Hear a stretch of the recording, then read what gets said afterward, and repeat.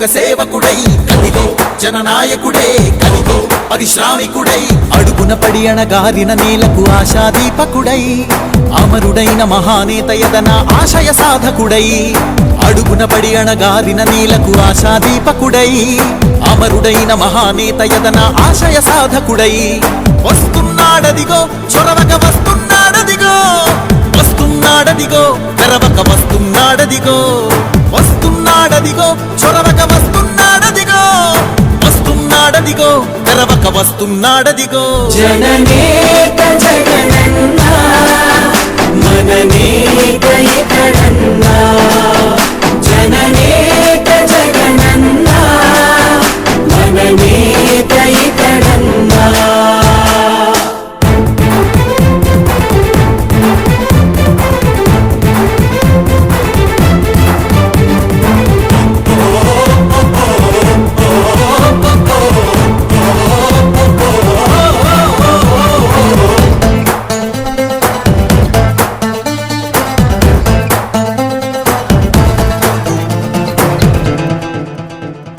జనమే తోడుగనేడు జగమే తిరుగుతున్నాడు అడుగే ప్రాణమై చూడు బలమై ఉరుకుతున్నాడు జనమే తోడుగనేడు జగమే తిరుగుతున్నాడు అడుగే ప్రాణమై చూడు బలమై ఉరుకుతున్నాడు రాష్ట్రం గుండె మంటలకు కరిగే కంటి నీరతడు రాష్ట్రం గుండె మంటలకు కరిగే కంటి నీరతడు అన్నం కాదు బతుకంటే అన్నే అంటూ మారాడు చెమటలు చెరపని అలసట ఎరగని చిరునవ్వుకు చిరునామా ఇతడు యువతా సహోదరుడు జనతా సహాయకుడు యువతా సహోదరుడు జనతా సహాయకుడు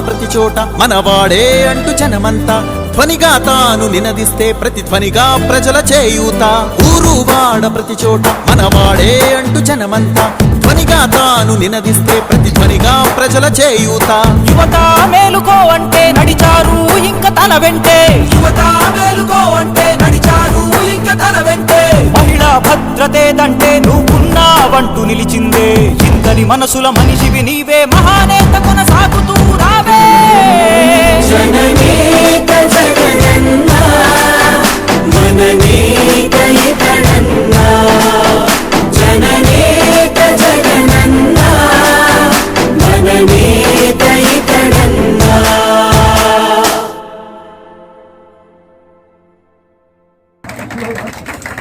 ఒక్క నిమిషం ఆగు కృష్ణమూర్తి గారికి గారు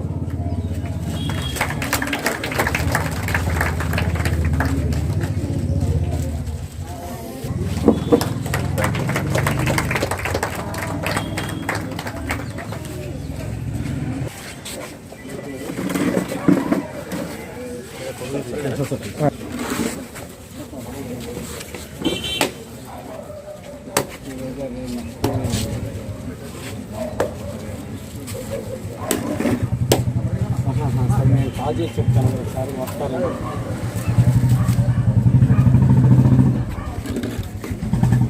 నేను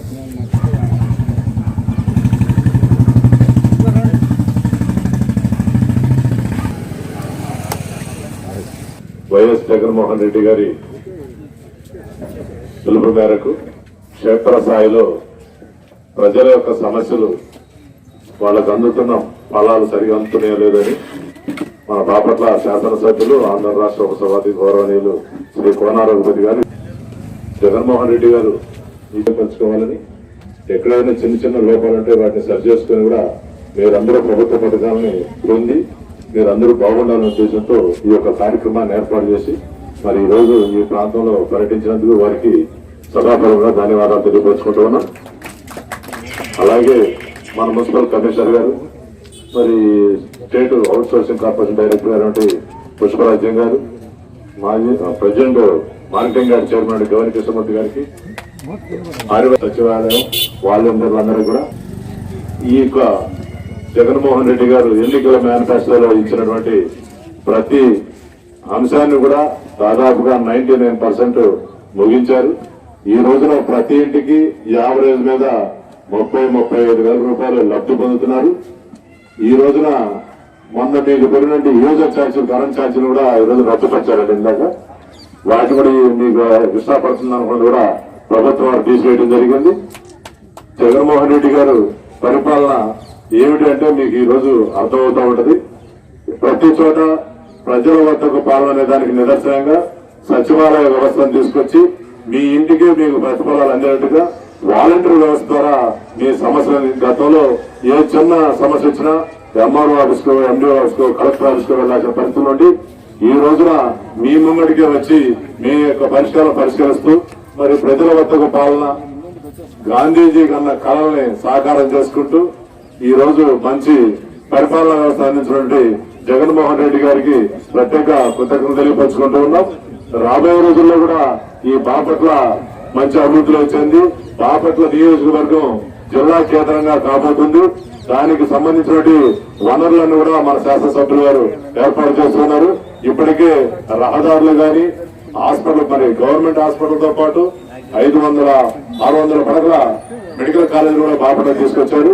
అదే కాదు, ప్రతి కలెక్టర్ ఆఫీస్ సొంతంగా ఈ గతంలో మనం ఒక కలెక్టర్ పిటిషన్ పెట్టాలంటే గుంటూరు వెళ్ళాలా. రేపు రాబోయే రోజుల్లో మనకి ప్రక్కన ఉన్న టీచర్స్ కాలనీ దగ్గరే మనకు ఆ కలెక్టర్ ఆఫీస్ అన్ని కూడా రాబోతూ ఉన్నాయి, ఎస్పీ ఆఫీస్ తో సహా. మరి ఇట్లాంటి బాపట్ల అభివృద్ధి చేస్తున్న కోనారెడ్డి గారికి ప్రత్యేక కృతజ్ఞతలు తెలియపరుచుకుంటూ నాకు ఈ అవకాశం ఇచ్చినటువంటి మున్సిపల్ కమిషనర్ గారికి ధన్యవాదాలు తెలుపుకుంటున్నాను. శ్రీ కోనారెడ్డి గారికి, ప్రకాష్ గారికి, కృష్ణమూర్తి గారికి, కమిషనర్ గారికి, నాకు మీ అందరికీ, నాయకులకి, అధికారులకి అందరికీ కూడా నా ధన్యవాదాలు చెప్పుకుంటున్నాను. ఈరోజు 2వ రోజు ఎమ్మెల్యే గారు ఇంటింటికి తిరిగి కార్యక్రమం జగన్మోహన్ రెడ్డి గారి పరిపాలన ఎలా ఉందనేటువంటిది ఆయన తిరుగుతుండడం జరుగుతుందండి. ప్రతి ఇంటికి వెళ్ళి ప్రతి ఒక్క సమస్య అసలు చిన్నపిల్లలాగా మాకన్నా ముందే చెప్పుకుంటే అన్నీ అసలు ఇట్లా వెళ్తున్నారు సార్, కొంచెం మీరు కూడా ఎమ్మటెళ్ళండి. అసలు ఎవరు వచ్చారా రాగా లేదు అని సూచన వెళ్ళిపోతున్నారండి. అసలు ప్రజలు అవేర్నెస్ తెచ్చుకున్నారు, ఇంకా పెరిగిపోతుంది మరి అవేర్నెస్ సార్కి. సార్ మీరు ఇలాగే ఇంకా ఎన్నో పదవులు అలంకరించాలి. అట్లాగే జగన్మోహన్ రెడ్డి గారికి, మీకు మేమందరం ఈ గత రోజుల్లో ఎలాగైతే మీకు అండదండగా ఉన్నామో అట్లాగే మేము కూడా ఉంటామండి. మరి ముఖ్యంగా నా పేరు నా ఒక్కదానికే కాదండి, నేను నాకు ఎవరైనా కూడా కంగ్రాట్స్ చెప్పడానికి ఫోన్ చేస్తే నేనే వాళ్ళకి కంగ్రాట్స్ చెప్పానండి. అలా కాదు, మీరు నాకు థ్యాంక్స్ చెప్పాలంటే అట్ట కాదమ్మా. మీరందరూ నేను మనందరం కలిసి తిరిగాము. రఘుపతి ఒకటి కాదు, 1, 2 అయినా 3 అని మేము తిరిగినప్పుడు కూడా అంతే చెప్పాము. ఇప్పుడు వాళ్ళు ఏమంటున్నారంటే 1 కాదు 9 వచ్చినా కూడా ఇంకా ఏదో కావాలి అని మనం చెప్తారు. కానీ ఇక్కడ ఏమో తెలియలేదు, మెలుపుకున్నాను.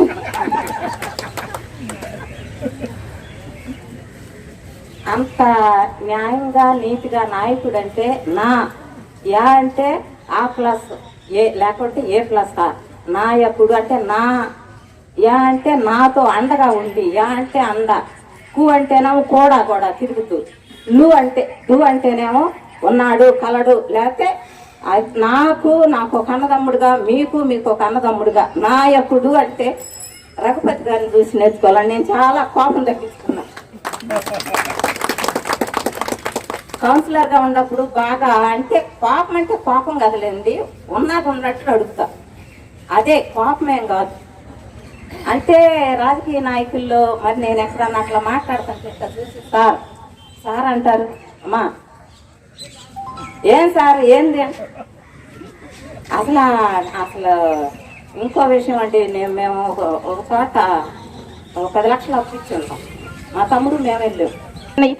ఇప్పుడు 9 నవరత్నాలు పెట్టినప్పుడు అందరికీ అందుతాయి అని కాదు, 90 మందికి అంది, ఒక అమ్మాయికి అందపోతే మనమే. సారేమన్నారంటే మీరు దయచేసి పెద్ద మనసు చేసుకున్న ఆడపిల్లలకు ఉద్యోగాలు వాలంటీర్స్ ఇవ్వండి, మగవాళ్ళకి వద్దు. కొంచెం మగవాళ్ళు ఎక్కడికైనా తెలిసేదా కీడు చేసే పని సాతాను పని, కీడు చేసిన వాళ్ళకి మేలు చేసే పని దేవుని పని. అది దేవుని పని అండి. మీరు ఎప్పుడైనా గుర్తుపెట్టుకోండి. అసలు ఎంత కీడు చేసినా కూడా ఆయన్ని చక్కగా పిలుచుకుంటారు. అసలు ఎలాగా బైబిల్ చదువుకుంటున్నాం కానీ నేను ఇంకా చాలా సార్ దగ్గర నేర్చుకున్నాను. ఎక్కువగా మాట్లాడాను, క్షమించండి. థ్యాంక్ యూ అమ్మా. తదుపరి సత్యనారాయణ గారిని మాట్లాడవచ్చు. ప్రజాపాలన భాగంగా వార్డుకి ఇదే ఈ సందర్భంగా విన్నవించుకుంటే, కానీ ఈనాడు ఎమ్మెల్యే గారు రాబోయే జిల్లా కార్యక్రమం భాగంగా మన బాపట్ల ఎంతో అభివృద్ధి తీసుకొస్తున్నారు. ఏదైనా సీసీ రోడ్లు వేసి భవన సంఘుడు కానీ నుంచుండే రేపు 7 నుంచి 8 గంటలకు నుంచుంటే ఇంటికి వెళ్ళబుద్ధి కాదు. అంత ఆనందంగా ఆనందంగా ఉంది ఆ రోడ్డు. ఇప్పుడు అలాగే మెయిన్ రోడ్డు కూడా త్వరలో డివైడింగ్ చేస్తా అన్నారు. చాలా ఆనందంగా ఉంది. మరి ఈ విధంగా ఎంతమంది గత పరిపాలన చూస్తూనే ఉన్నాం, ఎవరేం చేయలేదు. మరి ఈ పరిపాలనలో వారి రోడ్డు డైవర్షన్ కానీ, టౌన్ డెవలప్మెంట్ కానీ, జిల్లా తీసుకురావడం కానీ అనేక రకరకాలుగా వారు కృషి వారు చేస్తున్నారు. కానీ వారికి ఎల్లవేళలా మన అన్నదండ ప్రజలందరూ అన్నదండ ఉండాలని, భగవంతుడు వారికి ఇంకా ఆరోగ్యంగా ఇవ్వాలని మనస్ఫూర్తిగా కోరుకుంటూ నాకు ఈ అవకాశం ఇచ్చిన కమిషనర్కి నమస్కారం. సిబ్బంది పనితీరు కానీ ఇతర విభాగాల పనితీరు కానీ చాలా చక్కగా ప్రజలు సారికి వివరిస్తూ ఉన్నారు. కానీ వర్షాలు పడుతూ ఉన్నాయి. ఒక శానిటేషన్ విభాగం మాత్రం కొద్దిగా అసంతృప్తిగానే ఉంది.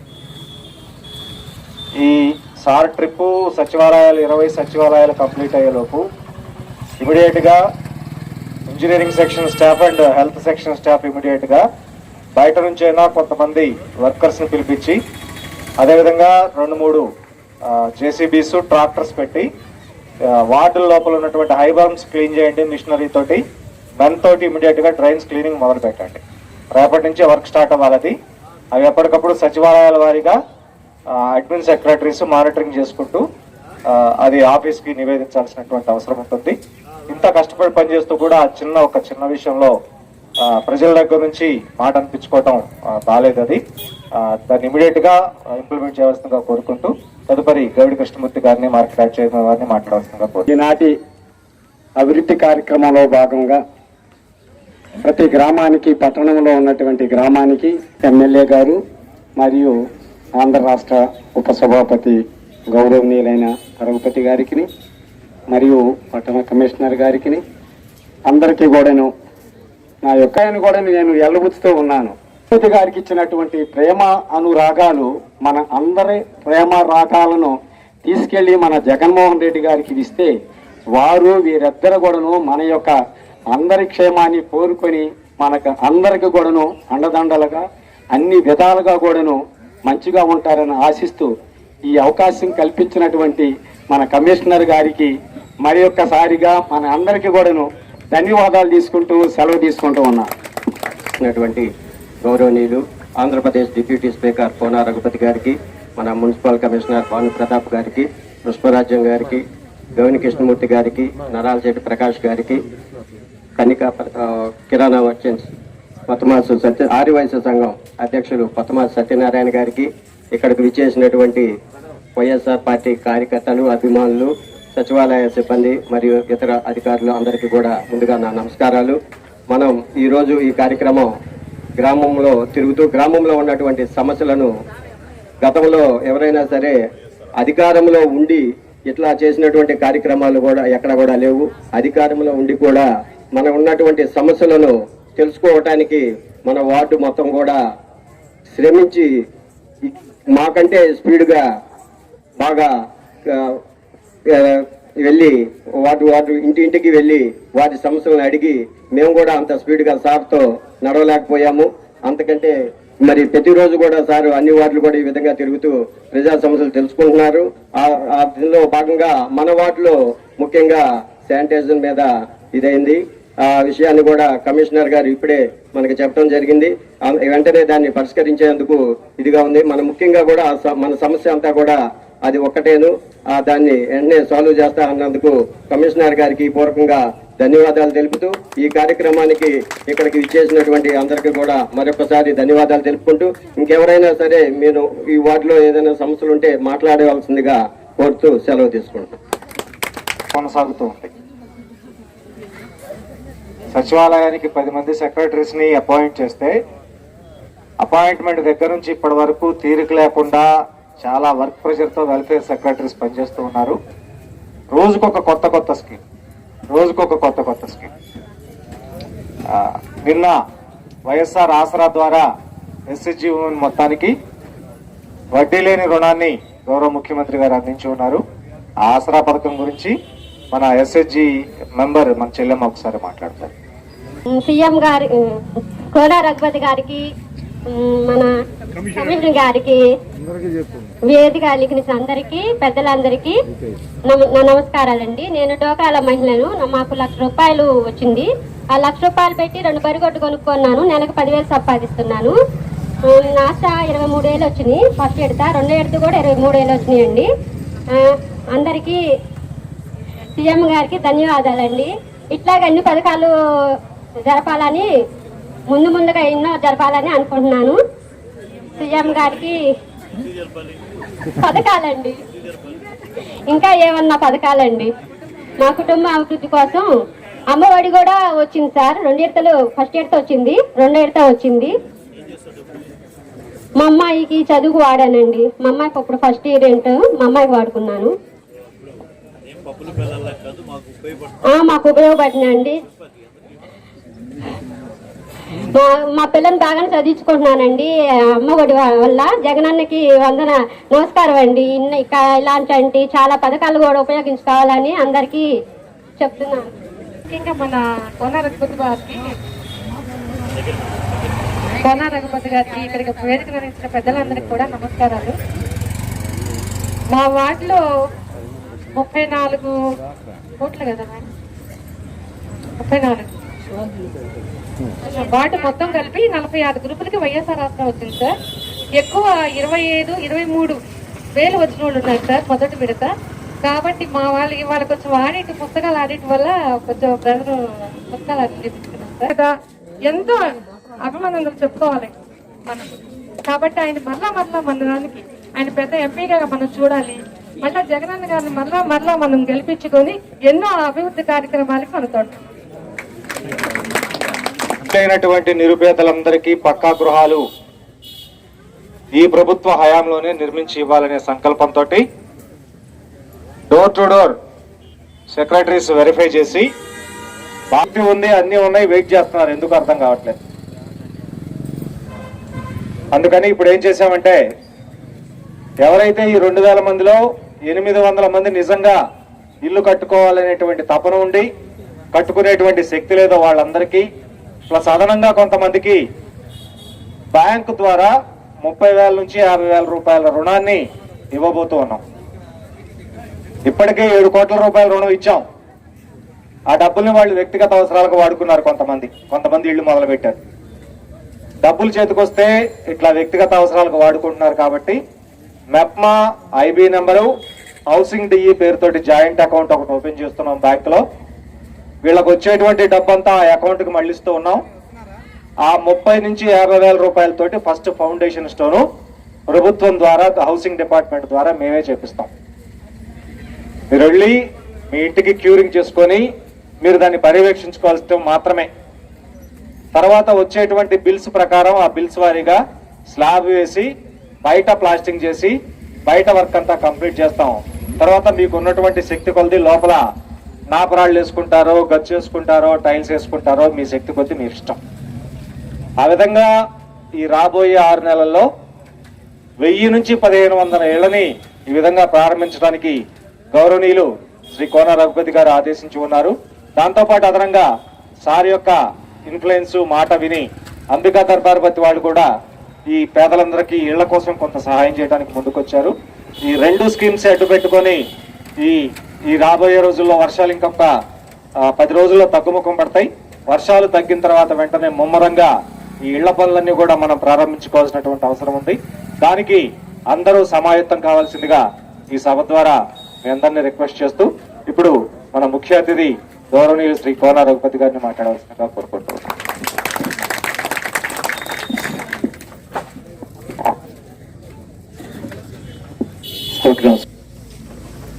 బాపట్ల పట్టణంలో వార్డు సచివాలయాల పనితీరు, ప్రజలు వారి పట్ల వారికి ఉన్నటువంటి అవగాహన, వారి ఆలోచనలు మనం ఈరోజు పంచుకోవటానికి కొంతమంది నేను పలకరించడం జరిగింది. ఈ కార్యక్రమం ఉద్దేశం ఈ 2 సంవత్సరాలు 4 నెలల కాలంలో గౌరవ ముఖ్యమంత్రి శ్రీ వైఎస్ జగన్మోహన్ రెడ్డి గారు తీసుకుంటున్న నిర్ణయాలు, అలాగే పనితీరు, అమలు జరుగుతున్నటువంటి పథకాలు, వాటిలో ఉన్నటువంటి తృప్తి, ఈ విషయాలను కొంతవరకు అవగాహన చేసుకోవడానికి ఈరోజు ఈ కార్యక్రమం పెట్టాం. నిజంగా చాలా కాలం తర్వాత మనం అందరం ఇట్లా కలుసుకుంటా ఉన్నాం, ఇట్లా రోడ్డు మీద కూర్చొని. దాదాపు సంవత్సరంన్నర దాదాపు కరోనా మహమ్మారి వెంటాడుతూనే ఉంటుంది. భయంగానే బయటకు వచ్చి ఎప్పుడు ఇంటికి వెళ్ళిపోతాం, ఎక్కడ తగులుతుంటుందని భయపడుతూ ఉన్నవాళ్ళం. ఈరోజు మన కమిషనర్ గారి మరి ప్రత్యేకమైనటువంటి శ్రద్ధతో దాదాపు 80% మంది ఈరోజు వ్యాక్సినేషన్ ప్రోగ్రామ్ ని మనం పూర్తి చేసుకున్నాం. కాబట్టి అందరూ కూడా గట్టిగా చప్పట్లు కొట్టి కమిషనర్ గారిని ఈ సందర్భంగా అభినందించారు.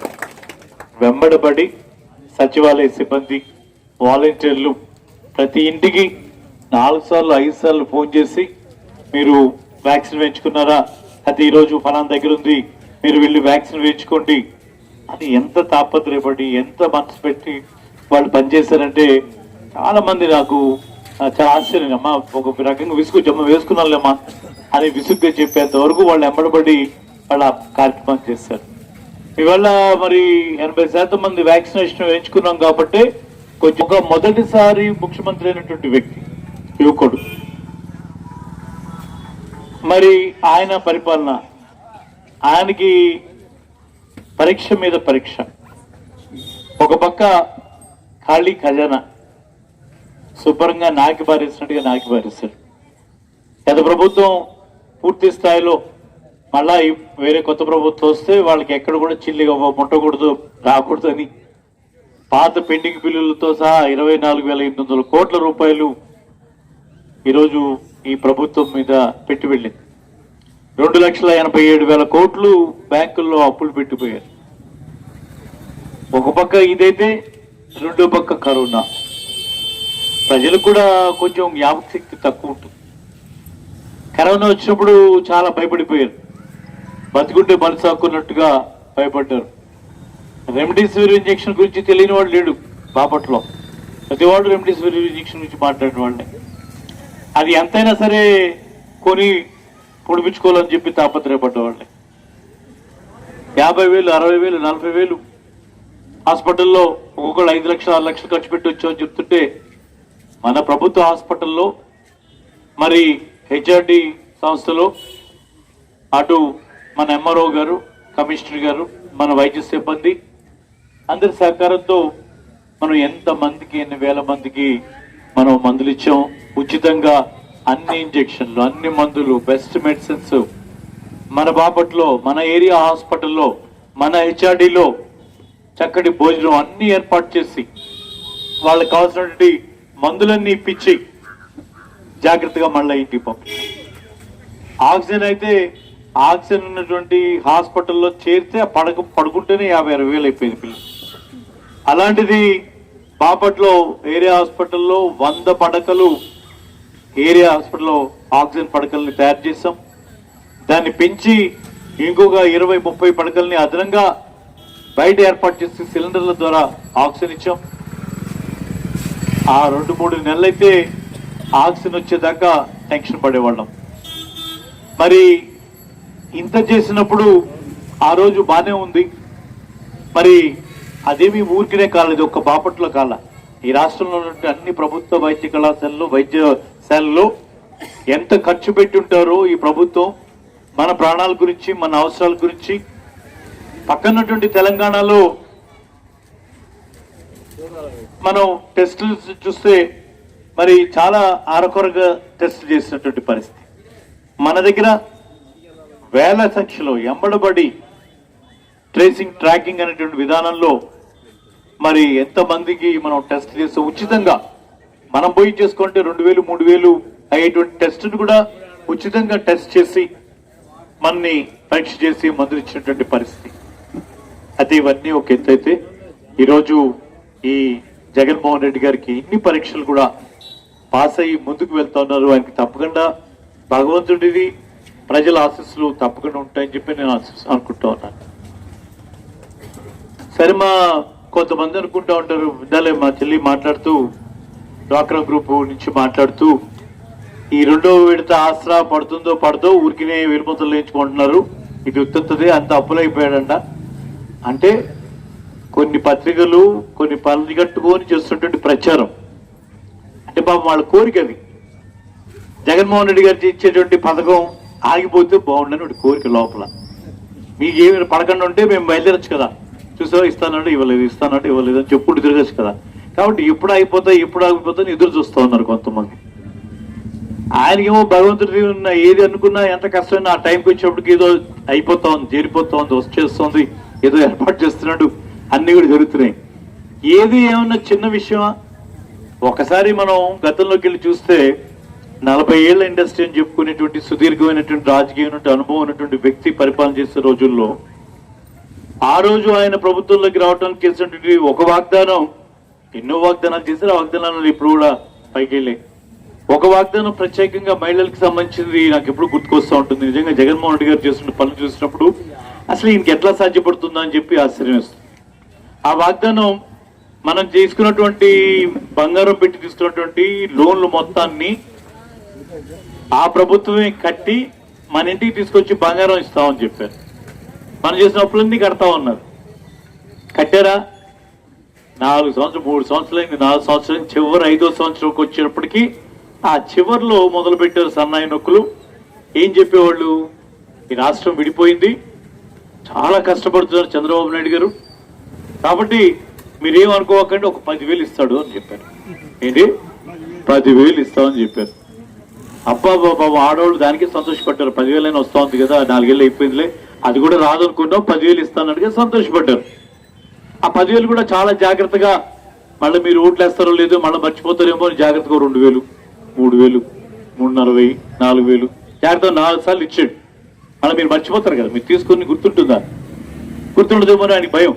కాబట్టి చివరి నెలలో అలా విడుదల వారికి ఒక్క 10,000 ముక్కి మూలిగి చేయడానికి అంత కష్టపడితే ఇవాళ అమ్మఒడి అనేటువంటి ఒక్క కార్యక్రమంలో 15,000 పడిపోయింది. ఆసరా అనేటువంటి కార్యక్రమం 18,750 రూపాయలు. మరి అమ్మఒడి ఓ పక్క జగనన్న విద్యా కానుక, వసతి దీవెన, మన పిల్లలు చదువుకోవడానికి బళ్ళు బ్రహ్మాండంగా తయారవుతా ఉన్నాయి. మరి ప్రతిదీ కూడా ఇవాళ వైద్య సదుపాయాలకు సంబంధించి నేను హాస్పిటల్ చెప్పినట్టుగా మన గవర్నమెంట్ హాస్పిటల్ కి 3.5 కోట్లు మరి శాంక్షన్ చేసాం వాటి అభివృద్ధి గురించి.